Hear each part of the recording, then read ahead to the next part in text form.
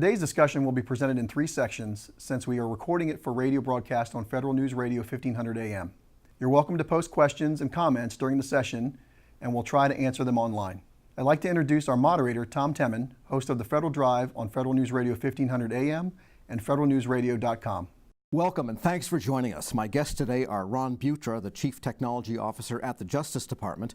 Greg Crabb is Vice President and Chief Information Security Officer at the U.S. Postal Service. Sean Frazier is Advisory Chief Information Security Officer for Federal at Duo Security. Paul Grassi is Partner and Senior Vice President for Cybersecurity at Easy Dynamics Corporation. And Steve Wallace is Technical Director of the Development and Business Center at the Defense Information Systems Agency. And our topic today is authentication, and I want to make an analogy. About a century ago, train cars were hooked together with something called a link and pin. 2 links came together, somebody dropped a pin in, it held the train cars together, but it had the effect of chopping off a lot of arms and hands and fingers, so they decided they needed a better system to couple railroad cars. That's kind of where we are with authentication. We've got passwords, even 2-factor, but yet cybersecurity problems persist.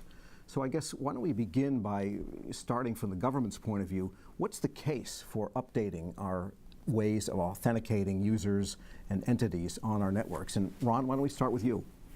So our users have increased expectations. If you look at the advances in technology, they are going to have a desire to make sure that they have better accessibility to their data, to their applications, and enhanced mobility for that access.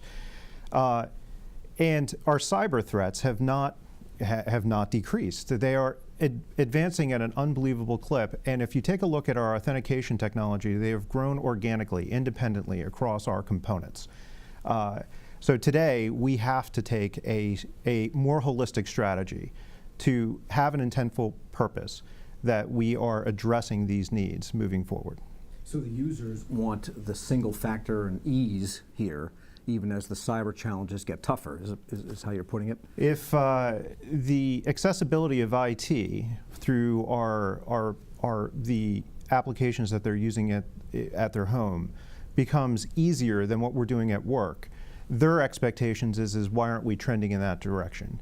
We have a responsibility to protect our assets, to protect citizen data, to protect our workforce. But at the same token, their expectations is that the ease mimics the type of services they have at home. Okay, Greg? From the Postal Service's perspective, we have our employees who we need to enable to be able to conduct their business in an efficient and effective manner for the organization. We also have authentication issues that relate to our business partners and how we transact business to support all of those entities that want to ship and mail with the Postal Service. And then our customers, you the citizens of the country, want convenient, reliable access to the information that the Postal Service has about the services that we provide to you. In order to do that in an easy and convenient manner, we have to address the threats that exist from a cyber attack perspective, and we don't want to burden our users with understanding the challenges that those attacks make on the organization and our employees and customers, but we want to provide simple, reliable access to our services. I was thinking the Postal Service has that wonderful application, digital service really, where people can view their mail ahead of time before it comes in. I imagine the threat there, the potential is really big if someone were to get someone else's mail access. The opportunity for identity theft and physical theft would really increase. We take the security of our customers' information extremely seriously, and as a result have aligned our practices from an identity and access management perspective with the NIST guidance and gone through FICAM certification for the identity and access management protocols that we put around informed delivery to enable our customers to have easy access to that service. Sure. And Steve, at DISA, pretty much it's a all government and maybe industry access, not so much the public, but yet you've got some serious authentication challenges. Yes, so years ago, the DoD made the move to the Common Access Card, which changed the dynamic away from passwords to multi-factor auth. The problem has been now that we're evolving from the endpoints that we're using. We're not using desktops anymore. And even back then, we had to get card readers deployed and that type of thing, but you're not going to find a card reader on a mobile device. We tried that with the sleds years ago, and it was cumbersome. Didn't work very well. So we're needing to evolve beyond just the form factor that is the desktop and the PC to something that is more mobile and more usable. Furthermore, we also realize the fact that that's not the complete end state either. We need to use some of the other factors that surround the users, potentially the sensors that are on those devices, and leverage those sensors to build a profile about that user, and then use that as other factors of authentication to move them along and bring them into the system. Okay, let's turn to industry. Sean, are you seeing this same phenomenon that the move to mobility is helping to drive updating authentication? Absolutely. I think Ron hit on it. There are basically kind of three tectonic things that are happening in the industry right now that are affecting enterprise in general and certainly public sector as well. I mean, one is cloud. Everything's moving to cloud. The network is, the perimeter is kind of dissolving away. Everything's moving to networks that you trust and don't trust. Mobile is a big part of that. All your endpoints are becoming mobile. I mean, one would argue that everything is mobile, even Windows and things that we traditionally have thought as being a desktop or a laptop all ends up being mobile. And the third thing that Ron hit on is user expectation, right? So everything has to be user-centric, and we can kind of thank or blame Apple for some of this, where they've made security easier and more accessible for users, but still making it strong. So there's a really high bar on usability for all this stuff. So what are people looking for? I think what you see across a lot of domains. I think what they're looking for is they're looking for something where they can protect what they really care about, which is the endpoint user and the data. So the endpoint could be the user, the endpoint could be the application, but you can't necessarily know or trust the network that you ride on, right? Because you could be sitting at the Starbucks across the street doing the same amount of work that you'd be doing sitting inside a base or sitting inside your office. Same thing you'd be doing if you're sitting in an airport, or even as I was yesterday on an airplane, doing work sitting on an airplane. So you don't know where you're going to be accessing these things from, and it's going to be that mobile device. So it's important to protect that user's identity, because that really becomes the endpoint. Because even some large and sophisticated organizations do not let employees use Wi-Fi in public places, even now, no matter what kind of VPN they might have. That's still kind of something they don't do. And yeah, you can't stop progress. People will do what people want to do. Yeah, correct. Yeah, Paul, what are you seeing? Well, I think we've got some good news here, and then I'll get into a few of the issues. I mean, the good news is now people are finally aware that two-factor authentication and stronger authentication is a good thing. Even 3-4 years ago, my mother wouldn't be able to tell me what two-factor or multi-factor is, and now she can. However, we've sort of made things worse. Instead of everyone having a different username and password, now everyone has a different username, password, and a second factor. And if it's a second factor that might not be on your person, you are going to stop your transaction and move on to something else, which could have a commerce effect as well. We still have technologies out there that are being used that are phishable, that are susceptible to malware, that are putting the secrets on the server, which all creates the ability for a remote scalable attack. At NIST, when we were writing the 863 guidelines that Greg talked about, we weren't after perfect security. That's not going to happen. We were after thwarting that remote scalable attack. So if it's targeted and costly, that's much better than cheap and scalable. One of the areas that I think we can focus on, whether it's in the enterprise use case or even in the citizen or commercial use cases, we've got to get over issuing something that we the organization are in love with and we the organization think we have to manage. We need, just like we need BYOD, we need bring your own authenticator. There's a lot of benefits to that. The first being usability. I'm using what I want to use, not what you're forcing me to use. Obviously within some parameters. We don't want to bring insecure solutions to us. And if I'm working with an organization that I only access their online service, once a year, twice a year, if I'm using what I use every day, then I'm not going to forget it and have to trigger that call center call. Mm-hmm. Forgot my password, forgot this, forgot that. Because I use it every day in my life, and now just once a year I'm going to use it at this other place. Well, that idea of bring your own authentication, how does that ring with the government? Because that's a phrase I haven't heard, to be honest. Ron? So I don't think that's a pure avenue that we're looking at. Now we've got within the department a larger ICAM strategy, and as part of that, it's important to note that we've got to think about a holistic approach, just like we're talking about this user experience. But I think right now, from our standpoint, we're driving towards an enterprise digital identifier, and that identity is a one-stop shop to make sure that we've got an authoritative record across the department that everyone can index off of.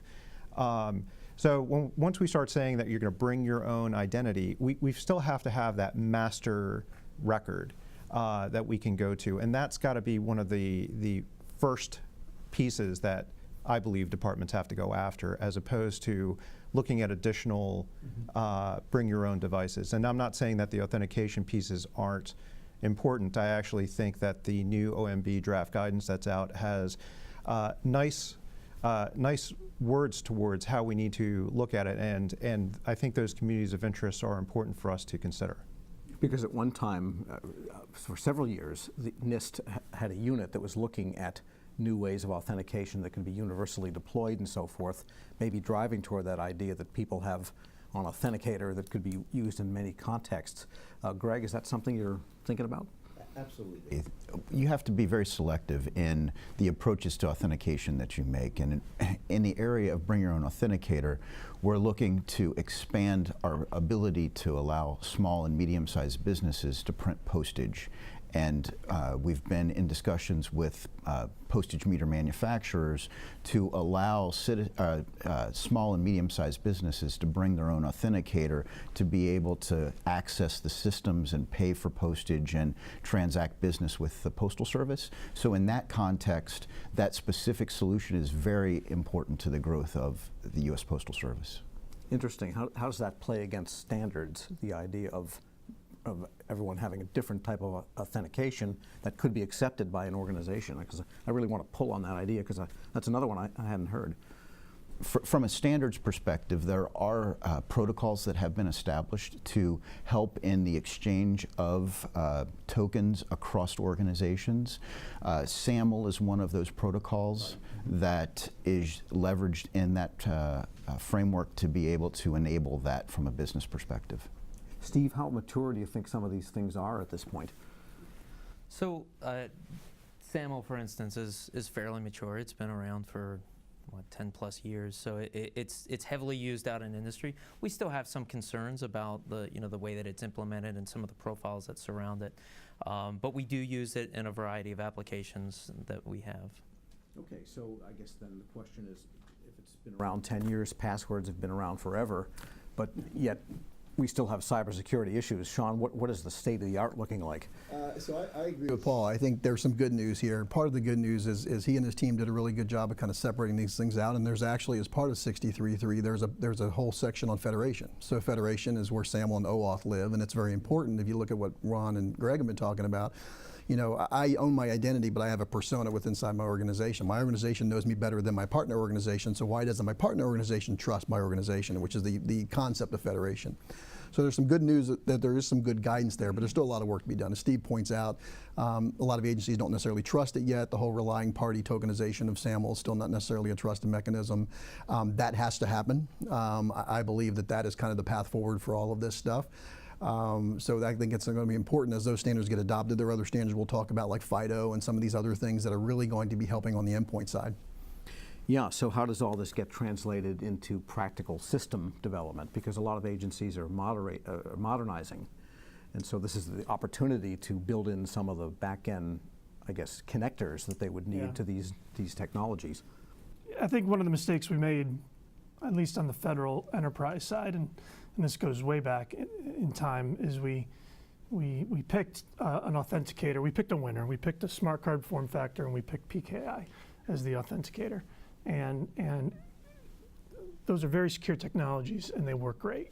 But we also picked them to be the vehicle for exchanging attributes. We picked it for the vehicle to be kind of the federated protocol. It's not, PKI is not really that good at that, in my opinion. DoD's had some success there, but in the federal government writ large, we haven't seen that direct PKI enablement work.